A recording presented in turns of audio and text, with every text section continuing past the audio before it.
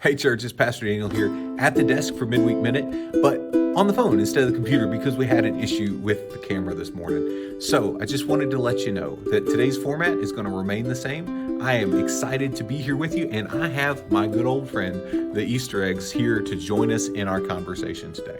So we're going to put 2 minutes on the timer and get started.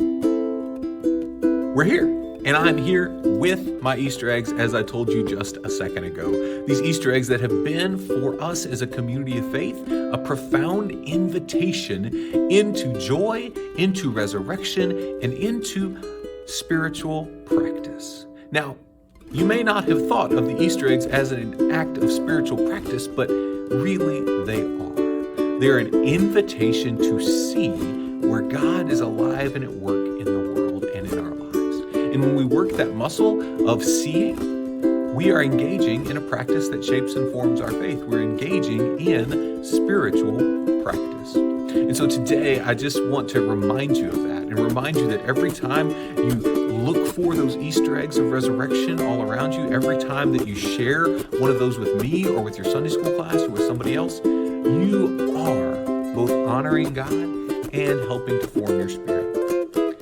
Beginning at the end of this month, Pentecost is May 28th, we're going to start a new sermon series in which we engage in these intentional types of spiritual practice, where we grow as a community of faith, looking at what are those daily activities that help shape and form our faith. We're going to talk about it in worship, but we also want to make sure you know about a resource that is just as easy to engage as these Easter eggs have been. It's called Pod Strangely Warm. It's a podcast that I host for our annual conference. And during this season, we have been engaged in learning about spiritual practices. Some are familiar and some are new.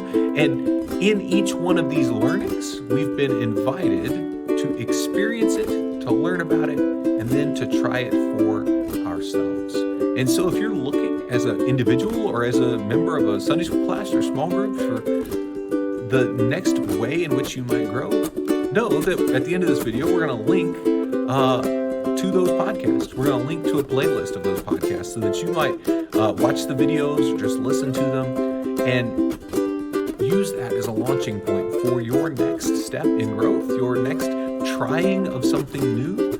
Because I got to tell you, it is so good to my soul when I see you sharing with each other and with me the ways in which these Easter eggs have reminded you to be on the lookout for God. And my hope and my prayer is that the podcast and the different practices we're invited into in the midst of that might have that same effect on us as well.